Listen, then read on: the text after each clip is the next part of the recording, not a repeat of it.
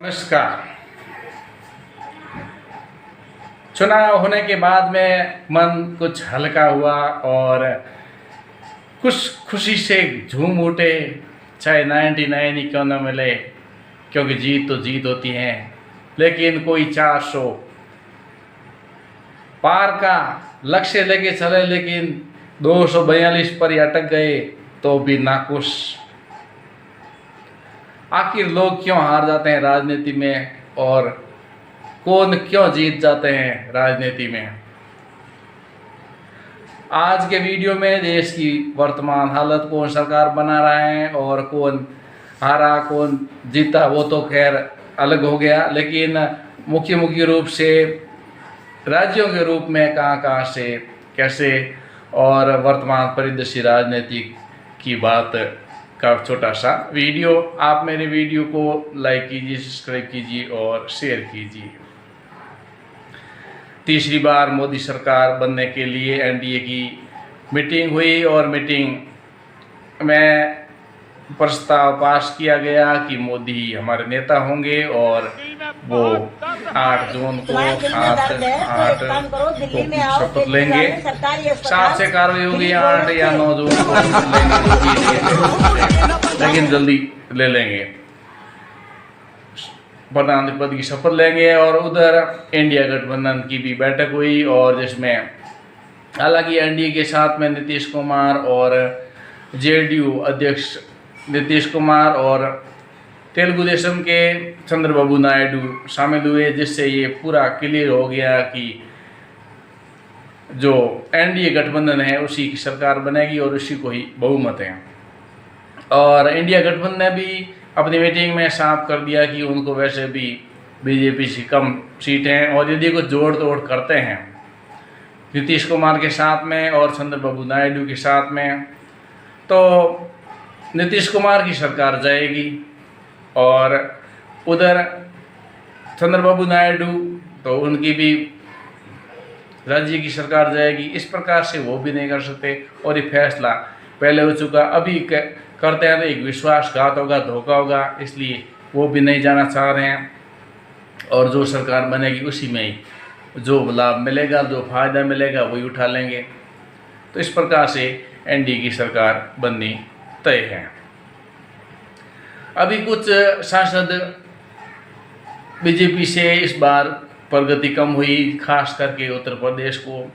उसका क्या कारण रहा होगा? कारण तो बहुत सारे होंगे, लेकिन योगी की जो एक आक्रामक राजनीति है उसकी वजह से कुछ लोग जलते होंगे, चाहे वो कांग्रेस को हो, बीजेपी के हो, सपा के हो, बसपा के हो, क्योंकि इतनी खतरनाक राजनीति और इतनी खतरनाक छवि के कारण वो योगी पूरा देश में चमक रहा है। तो उसको अपनी चमक जिससे उनकी फीकी पड़ रही है, इसलिए वो चाहते हैं कि कैसे भी करके योगी को उनका जो तेज है उसको हल्का किया जाए, उसको हराया जाए प्रदेश में। क्योंकि आजकल राजनीति हो कोई भी हो, बिकने वाले लोग भी कोई कमी नहीं है। क्योंकि योगी ने काफ़ी अच्छा काम किया देश के लिए और मोदी ने भी अच्छा काम किया देश के लिए, लेकिन कुछ लोग जलते हैं अंदर अंदर, चाहे पार्टी में ही क्यों न हो, वो जलते हैं कि हमको हमारी नहीं चल रही है।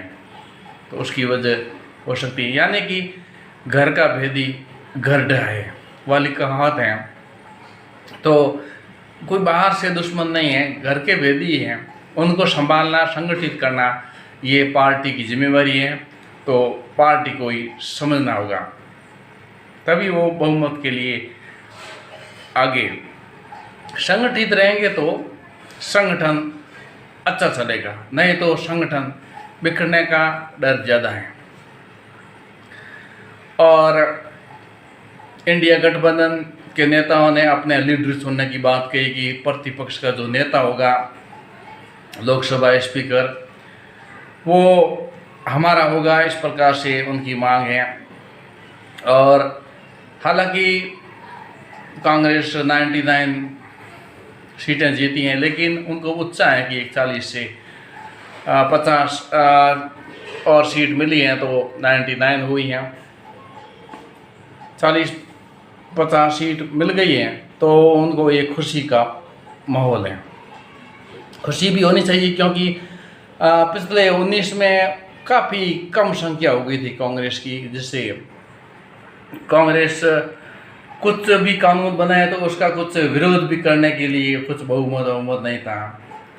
तो अभी कुछ उनको हिम्मत आई है, और उसके साथ में इंडिया जो गठबंधन है तो वो भी उसके साथ में है। तो इस प्रकार से अभी कुछ मजबूती स्थिति में है, और कांग्रेस और इंडिया गठबंधन यदि मिलकर के सरकार बनाना चाहे तो भी कर सकते हैं, क्योंकि फिर नीतीश को और चंद्रबाबू नायडू को इनमें मिलाना पड़ता है, और जो अन्य जो व्यक्ति हैं सांसद हैं जो 17, 18, 19 उनको भी साथ में लेना पड़ेगा तब जाके। लेकिन ये बहुत बड़ी पार्टी हो जाती, फिर 50 पार्टियों की एक पार्टी, उनको संभालना, सबको अलग अलग लोभ प्रलोभन देना हर एक की बात की संभव नहीं है, और वो सरकार ज़्यादा दिन चलने वाली नहीं है। इसलिए कौन टेंशन पाले। कांग्रेस ने अभी तो मना ही कर दिया कि हम इंडिया गठबंधन ने मना कर दिया कि हम ऐसा कोई काम नहीं करेंगे जिससे कि हमको तकलीफ, हम आराम से अभी बैठे हैं, और जब हमारा बहुमत होगा तब हम देखेंगे।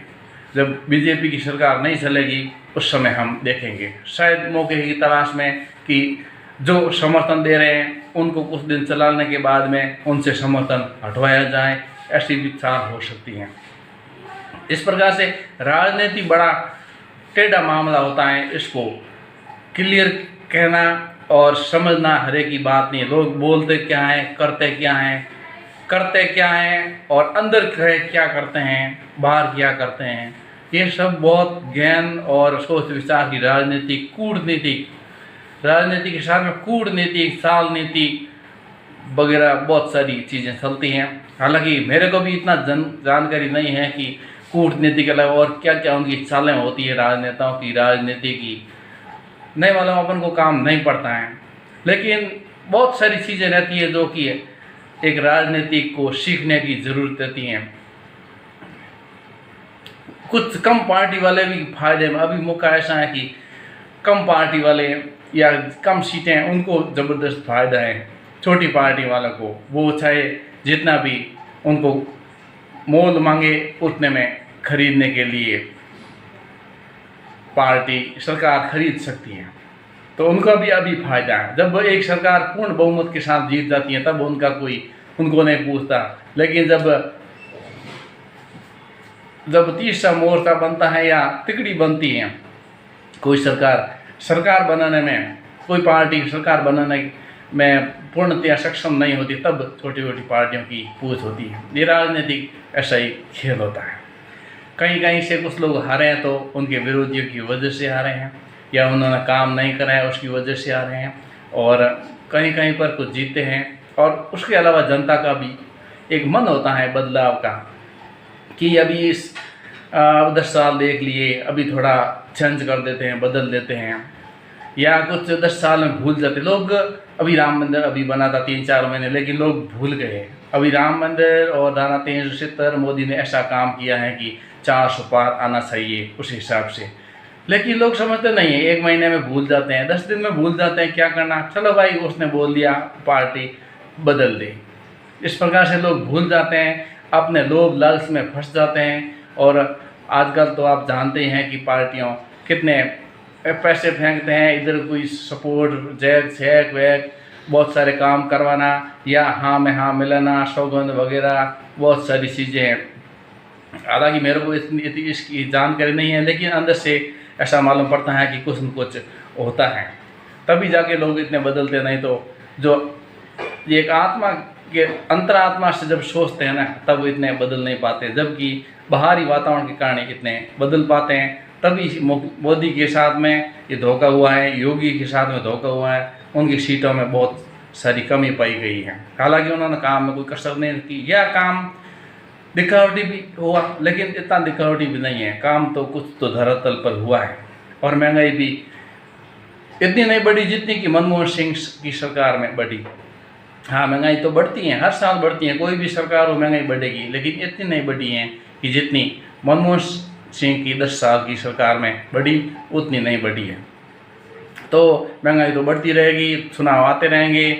हमें अपने काम पर ध्यान दे करके देश की तरक्की और राष्ट्र की उन्नति के लिए सही व्यक्ति चुनाव वगैरह वो सब भी देखना, जानकारी रखना, और कुछ गड़बड़ हो तो हमें उसका विरोध भी करना चाहिए।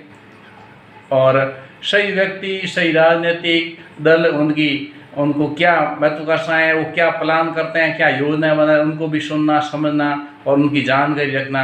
राजनीति में आप रुचि होना जरूरी है, तभी हम कभी काम पड़े तो किसी को बता सकते हैं कि हम ये चीज़ वो कर रहे हैं, वो ठीक है, वो ठीक, ऐसे इस प्रकार से हमको समझ बढ़ती है राजनीति, और समझ बढ़ने से हम अच्छे व्यक्तियों को चुनकर भेजते हैं जो देश के सर्वांगीण विकास के लिए आगे अच्छे काम कर सकते हैं।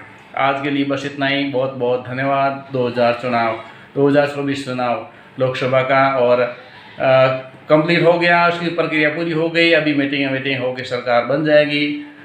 आज के लिए बस वीडियो को लाइक कर दीजिए, सब्सक्राइब कर दीजिए, और अच्छा लगे तो शेयर कर दीजिए। बहुत बहुत धन्यवाद। जय हिंद।